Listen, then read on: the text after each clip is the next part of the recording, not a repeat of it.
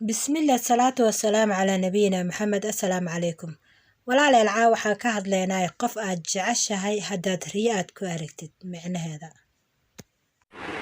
Ku soo dhawow fasiraadda riyooyinka.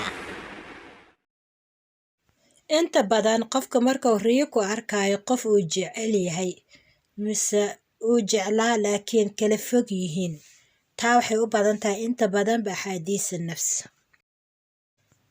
qofka hadduu ku riyoodo guud ahaan ayaan uga hadlaa yacni rag iyo dumar.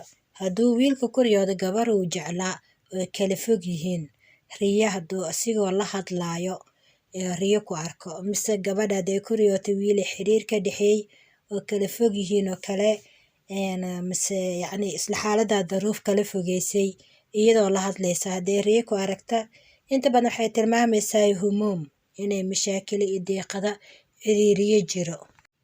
mise waxay kaloo tilmaamaysaa qofka inuuna jaceylka adi u haysid aanu kuu haynin oo xaggaagoo keli ay tahay. midaas way ka turjumaysaa. qofka hadduu ku riyoodo qofkii xiriirka ka dhexeeyey iyagoo isguursanayo is aroosayo, taa waxay tilmaamaysaa guur, laakiin hal shardi ayaa meesha ku jiro, midaasoo ah inay dadkaas ay maraayeen maraasimkii loogu talagalay guurka, sida meherkii, maxay ahayd nikaaxii, asturnaantii, wax walboo ku saabsanaa guurka inay dadkaa maraayeen. hadday waddadaas saxan ay u maraayeen arooska dhexdiisa, taa waxay tilmaamaysaa guur insha allah.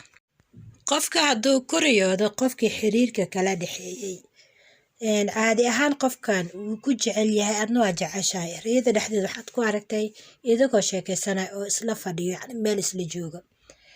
taan waxay tilmaamaysaa xiriirka idinka dhexeey yacni insijaamka isdhexgalka labadiina idinka dhexeeyo inuu xoog leeyahay.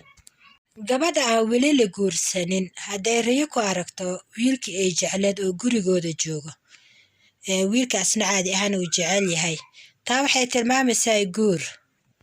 riyada ninka aad jeceshahay oo kugu soo noqnoqoto mar walbaad ku riyoonaysaa wiilkii xiriirka idinka dhexeeyey, taana laba maaday u dhigantaa. hadduu lacala isfahan jiro adiga wiilka, taa waxay tilmaamaysaa riyo wanaagsan waa kheyr, laakiin haddaa isfahan jirin oo aad dareemaysid mar walba inuu adiga jaceylka kugu badan yahay, taa waxay noqon kartaa axaadiisa nafs, mise waxay noqon kartaa mashaakilo iyo humuum.